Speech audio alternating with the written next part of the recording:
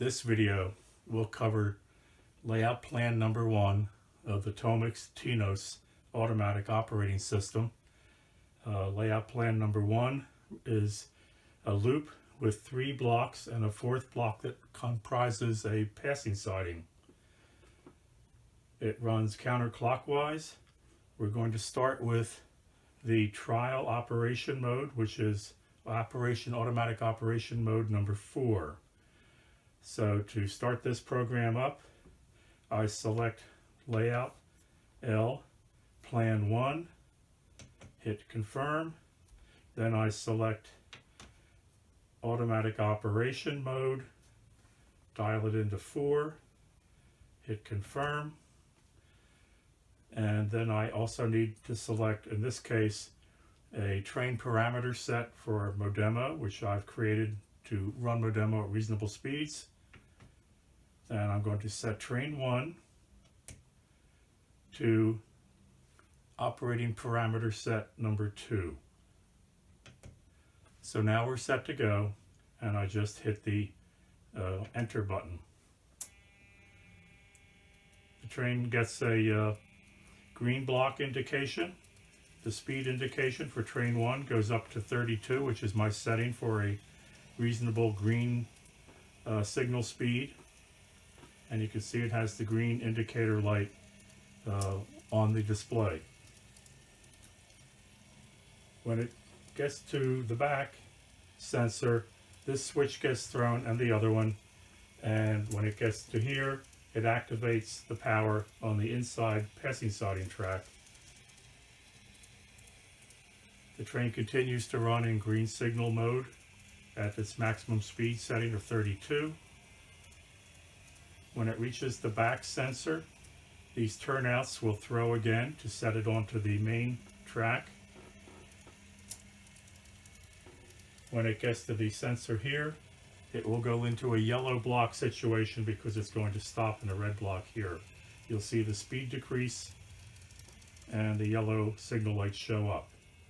It goes down to a level of 25. When it reaches that sensor, sensor 1, it will decelerate to a stop. It's now tested every sensor, every block feeder, and every operation of the points or turnouts on this layout successfully.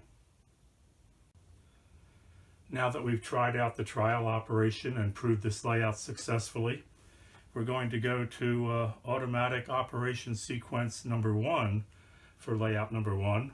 You'll notice we have 2 trolleys or trams or trains on the track, one in each of the passing tracks. In this sequence, the 2 take turns following each other around the layout. When one of the trains goes around the layout and comes to this sensor, that indicates that there's an empty block over there on that half of the layout for the second train to start out on. And it will do that. The train here will slow down to a yellow signal indication and come in on its normal track and come to a stop as the other train is departing and going on its way. And then that will be reversed when they come back for their final lap around and come to a stop just as they are positioned here now. That ends the sequence. I should point out that on these layouts, in my introductory video, I indicated that a lot of things are going on behind the scenes. One of the most interesting ones that you won't even notice is that the automatic default position for any block, its status, is to be shut off entirely. When the sequencer starts a train in motion, it sends the correct polarity and speed indication power to that track, that block. When the train crosses the sensor in that block near the end of the block, it then also adds the next block to that same direction and polarity and speed level. When the train gets to that next block sensor, which is in the back, the operation unit then turns on the next block for that train to its parameters and shuts off this block since the train is no longer in it. So there's a constantly switching sequence of what blocks are powered, and which of those blocks are powered for which train with its own particular speed setting and operational circumstances. So let's start that out. We're going to pick layout plan number 1. I hit confirm.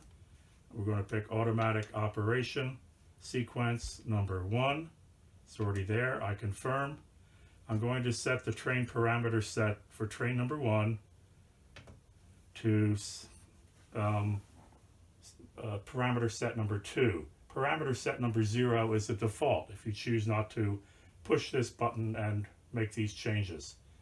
In that case, it's a little bit slow for Modemo trams, so I've got 2 programmed in as an appropriate speed. Now the decimal point has gone behind the 2 to indicate that's locked in. The decimal point behind the 1 has turned off. So I can then up that to train number 2, hit confirm, and set its parameter set also to set number 2. Now they both will run under parameter set 2, which I have set to work well for Modemo trams of this style. So now we're set to go. I press the start button, and tram number 1 starts out. It accelerates at a rate I've programmed into the parameter set to a speed setting of 32 on a green signal condition.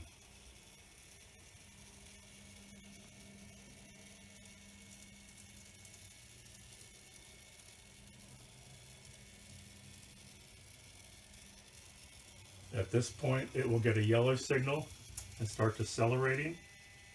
The second train starts. It now has a clear block ahead of it, and it leaves its track as train number 1 comes back and returns onto its track, passes its sensor, and stops. I should point out another feature. At any time you're running an automatic operation, you can turn the dial. I've turned it to 2, and I can now watch the settings for train number 2. So I can go back and forth. Train number 2 is at green, a speed of 32. Train number 1 is at a speed of 0.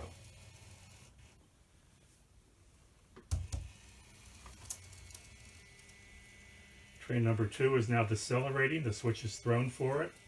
Train number 1 is departing and has accelerated to its operating speed. There. It's actually operating at yellow. Now it gets a green, and it accelerates up to its green maximum speed.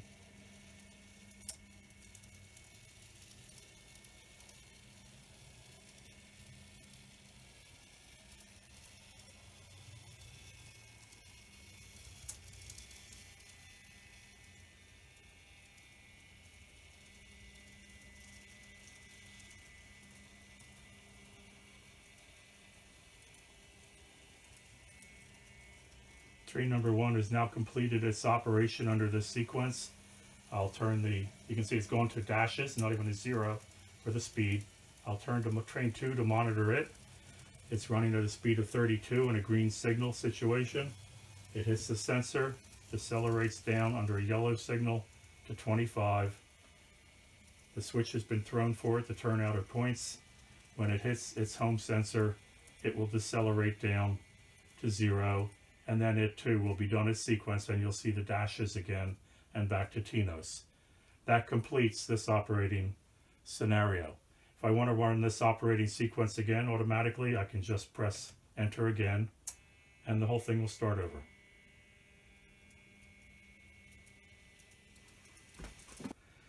We'll now demonstrate automatic operating sequence number 2 for layout plan number 1. This sequence is a little different. Train 2 actually starts first out of the passing siding ahead of train 1. It goes around, and when it gets to coming back into its siding, train number 1 then takes off. It makes a lap and expresses through on its track, and then as it comes around into its track to stop, train number 2 goes out and performs a final lap, comes back and stops. So we'll set up operation mode number 2. For layout plan number 1, layout plan 1, confirm, automatic operation mode, sequence number 2, confirm. I once again, because I've turned the pack on and off and on again, need to set my parameter set for Modemo cars, which I've set up. I will set train number 1 to parameter set number 2, and I now set train number 2 also to parameter set number 2, and then we're ready to go. I hit start, and there goes train 2 starting off the sequence. Let me point out something else while it's going around. I can hit manual intervention, it looks like a speedometer dial, and check, and then this yellow light lights and I can take over the speed of train number 2, or I'm sorry, train number 1, which isn't running yet. I'll let train number 1 start and then I'll demonstrate that. What I have to do is first set the train number I'm watching to the one I want to take over. So this has made its lap. It'll hit its home sensor and decelerate to a stop.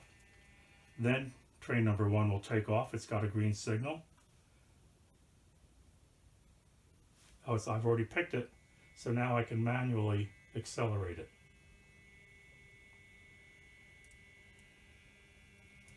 And I can go as fast or as slow as I want in a green signal mode. What I want to show you is when it gets into a yellow signal block in about a lap, I cannot raise the speed any higher than the yellow signal speed maximum. I can reduce it, but I can't go higher than the set speed limit. I'm running these trains at a reasonable speed. These videos will look slower than some of the ones you see on YouTube, and some of the ones on YouTube are so quick and jerky and starting and stopping and going along quickly that they really don't show off the system to its best advantage. Another thing I can do is another button here. That's this button. It's a pause button, just like you would have on a video control. I can hit pause and confirm, and it will pause the sequence at a certain point when it gets to a stable stopping situation. Since I've hit pause, I can simply hit play again, or enter, or start, and it will start up again.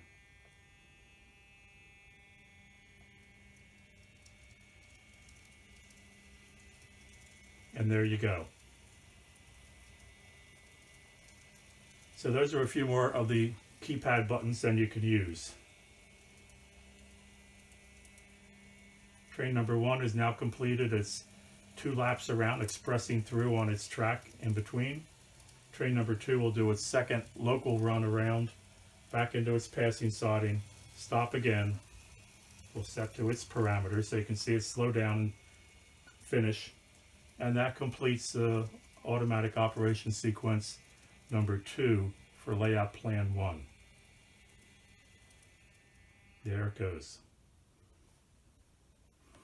There is one more automatic operation sequence for layout plan number 1, and that is automatic sequence number 3. So I'm going to start from scratch again because I've reset this control. And in this situation, train 1 is the one that starts. It goes around the loop like it did before, except now it comes into the passing siding, block number 2. It started on block 1. Train number 2 will already have left block number 2. When it comes around, it will go into block 1, then it'll stop. Train 1 will go out and come back into block 1 where it began originally. Train 2 will be on its way around and finish up where it is right now in block number 2. So let's set that up. Layout plan number 1, confirm. Automatic operation number 3, confirm. Again, I'll pick my speed parameter settings for both trains to my saved Modemo characteristics. That's for train number 1. This is for train number 2. I'm picking train parameter set number 2 in my case. And then we're set to go, so I press start. And train number 1 starts the sequence. I mentioned the pause and the resume using the start button in my last video or last sequence number 2. If you have to stop all operations, you can simply hit the stop button here in the lower left corner. When you do that, it will stop. It will also wipe out the program that you've established and you'll have to reset it. It's a basically like an emergency stop. Okay, train number 1 is stopping here because it wants to pull into the siding where train number 2 is. And it has to wait for an indication that train number 2 is out of that siding, which only happens at the sensor at the back of the layout at the end of block number 3. Once that happens, train number 1 will start again.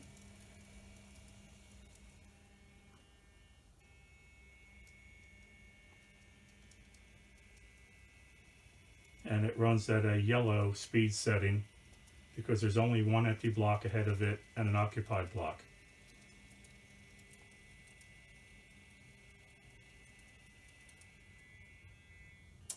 Now it stops, the switches are thrown to points, and that allows train number 2 to start up with clear block ahead. And it's running at speed setting 32, which is my green signal maximum speed. Now train 1 is started again because the system knows that train 2 will come to a halt here.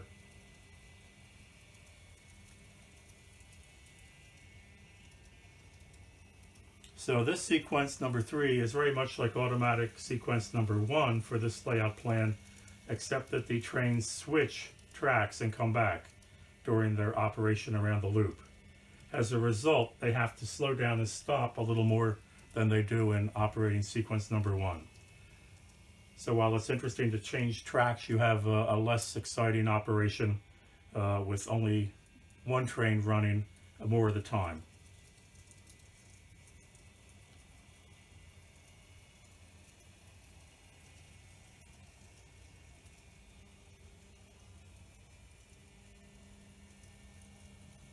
It should be pretty obvious that a few more blocks around the loop would allow this to run more smoothly and keep the trains running more of the time together.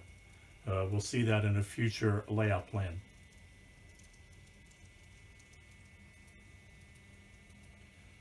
So here comes train 1 back to where it started to end its sequence. It shuts down and off. Train 2 starts up. The turnout 7 points have been thrown, and it's heading home to where it began the sequence, and it will stop, and then the sequence will be done. It'll get a yellow signal at this sensor, decelerate, because it's heading towards the stop signal in the passing siding.